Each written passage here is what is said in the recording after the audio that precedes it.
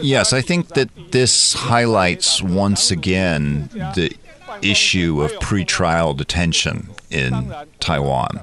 Now, pretrial detention, which is where you're held before there's a trial to prevent you either from fleeing or, in these cases, from colluding with other witnesses and defendants to get your testimony straight, is not something that is unique to Taiwan. Most of the European civil law jurisdictions like France and Germany also have pretrial detention.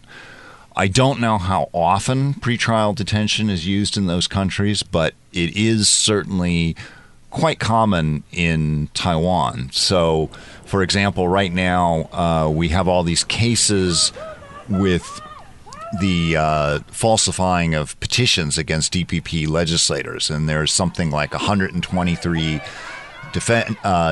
named defendants, and some 50 or so have been indicted, and there are 23 people in pretrial detention. So that's usually 2 months at a stretch, and is often extended twice or 3 times or even more, as in the case of Ko Wen-je. So people can end up being in jail for quite a while before they've even gone to trial.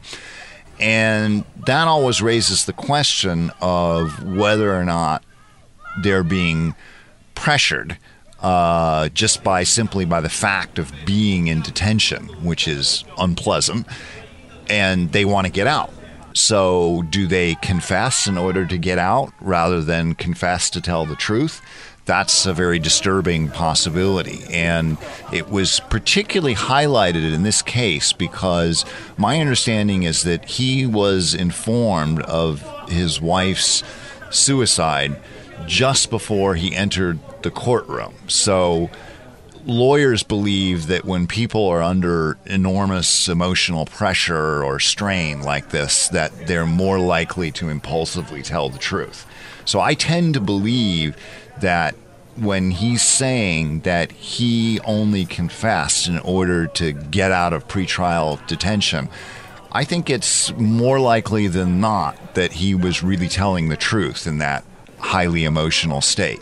We don't want people confessing just to get out of relatively short-term detention. That does not advance the interests of justice.